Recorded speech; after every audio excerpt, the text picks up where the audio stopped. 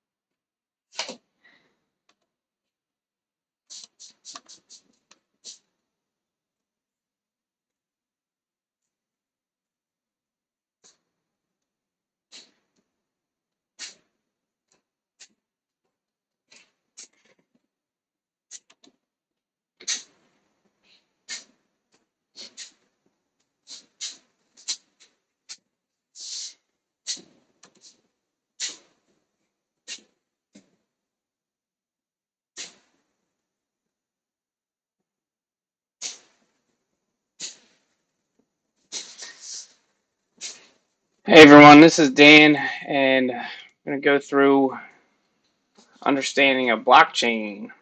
So, blockchain is new piece of technology that sort of is all the rage these days.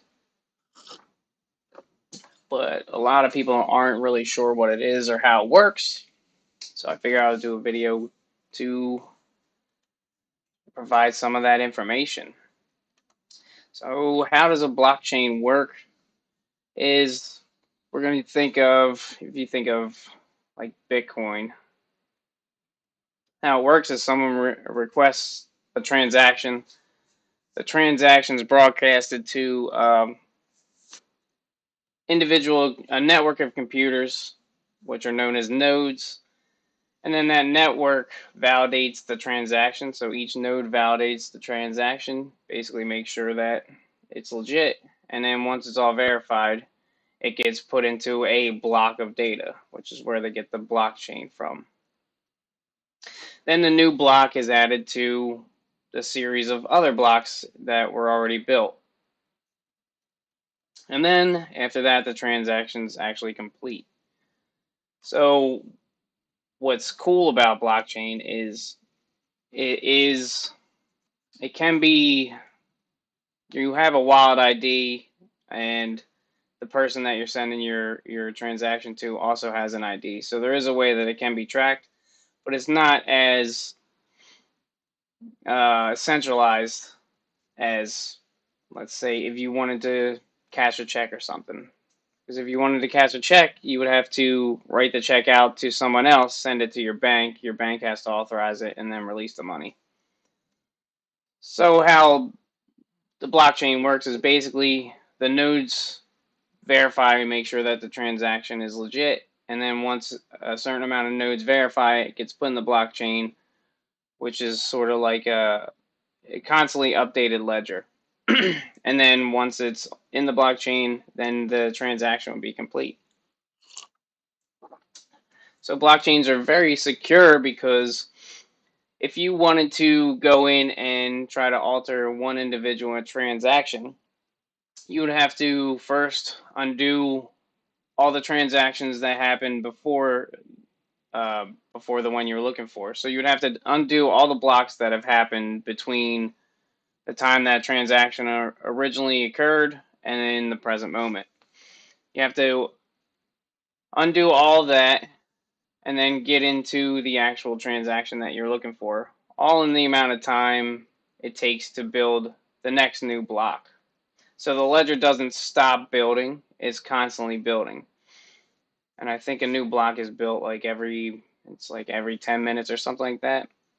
So what that means is if you were trying to go in and manipulate a transaction, you would have 10 minutes to completely go through all the blocks that have already been built in order to get to that transaction. Then do your manipulation with the transaction and then rebuild all the blocks in that 10-minute time span. So it's very difficult to very difficult to hack in and manipulate the block. I mentioned it's a ledger, so you can go in there and look at the transactions and see what the transactions, what wallet's transacting to another wallet, but you can't go in there and try to manipulate it. So let's talk about a few things that this kind of technology is good for.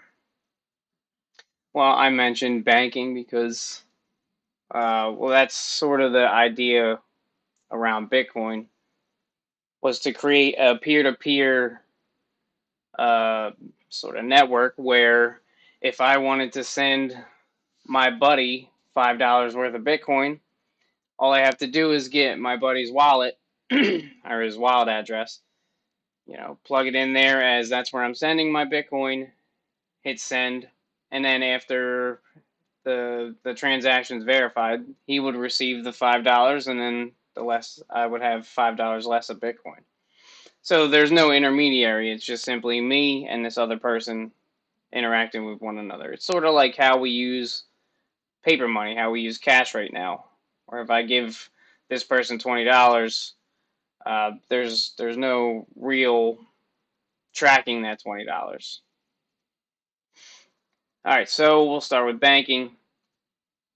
And blockchain's really kind of upsetting the banking industry because they are threatening to decentralize the financial system.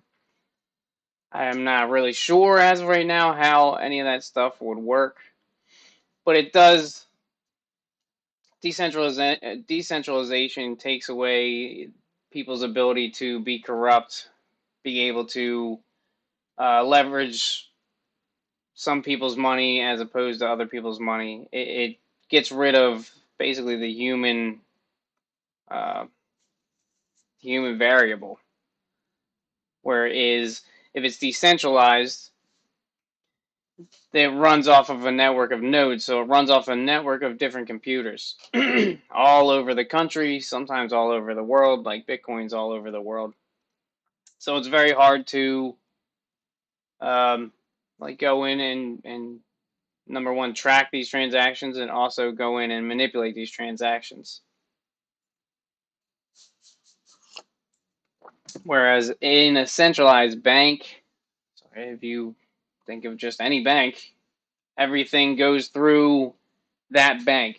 Everything has to go to the bank has to verify it, and then the bank has to let go of the monies that's verified. So that becomes a choke point it creates power for the people in charge of the banking industry, basically. And what decentralized finance does is it allows the network to open up so that not any one person is in charge of the situation. Everything runs as a network. And we have healthcare. So healthcare is just quite a mess of a system sometimes. Doctors don't sometimes they don't send their patients' files over in a timely manner. Sometimes there's information that's just absolutely lost. So what blockchain technology offers is a chance to store all the medical information in a database in a blockchain where it's secure. People can't just come in and look at it whenever they feel that they need to know somebody's medical history. And everybody it would all be in one spot, so it would be a medical database that is secure and that is easily accessible for the doctors that need it. And basically having everything in a blockchain keeps it secure, but it also keeps it, I don't want to say centralized, but it keeps it so that you can easily retrieve the information if you need it. So I would imagine it would go similar, the healthcare would go similar to like the finance blockchains where you have a wallet, each person has a wallet.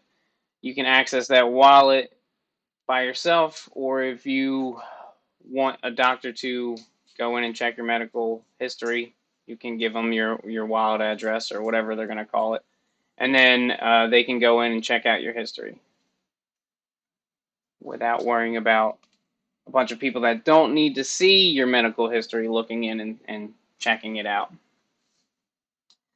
And the last industry that blockchain would really help out is the sharing economy, which is the peer-to-peer sharing industry. This has become real big online because a lot, especially with COVID happening, we spend a lot of our time online sharing our Google documents, our videos, our pictures, all that stuff.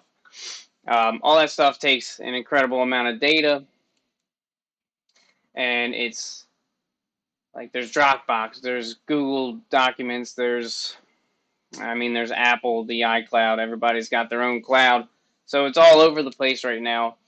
And you have to have right now, if you have some stuff in Dropbox, you have to have the username and password for your Dropbox account. You have to have an account for Google Docs. You have to have an account for the iCloud. So what the blockchain will do would be able to create, again, sort of like you would have your own wallet, and your wallet has the data that that you've uploaded or that you are holding on to, and you'll be able to share your data, your pictures, your you know documents, all that stuff, just by simply uh, finding an address that you want to send it to, typing in the address, and hitting send. And it's a secure way to send that stuff. Usually, it's encrypted, and like I said, it's from the blockchain, so it's all a bunch of data put together, packaged, and verified. And then when it would be sent out, it would be encrypted so that no one can sort of intercept it on its way to that person.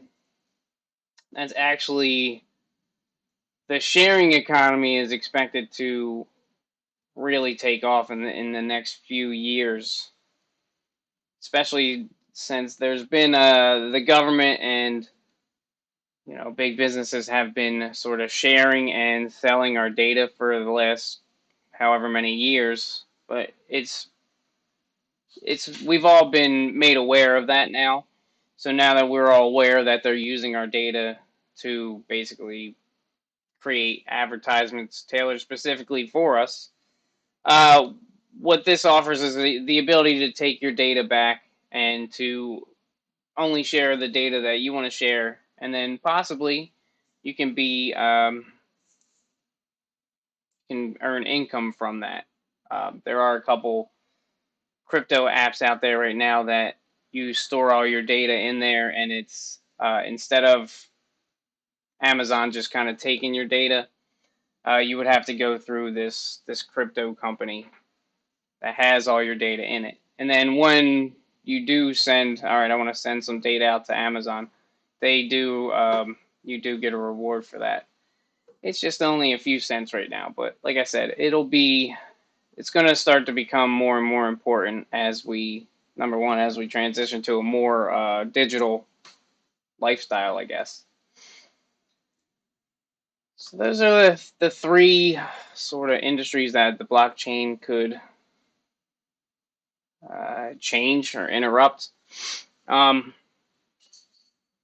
think it's a good technology. It's a way to keep everything secure, safe, and it's a way to to give individuals back a little bit of freedom, especially with the finances. Like Bitcoin is peer-to-peer transactions. Now you do have to buy your Bitcoin in a fiat currency, but once it's in Bitcoin, it can be traded all around the world. So it's not tethered to a specific currency. All right, so that'll do it for my quick little blockchain video, and I hope to see you in the next one.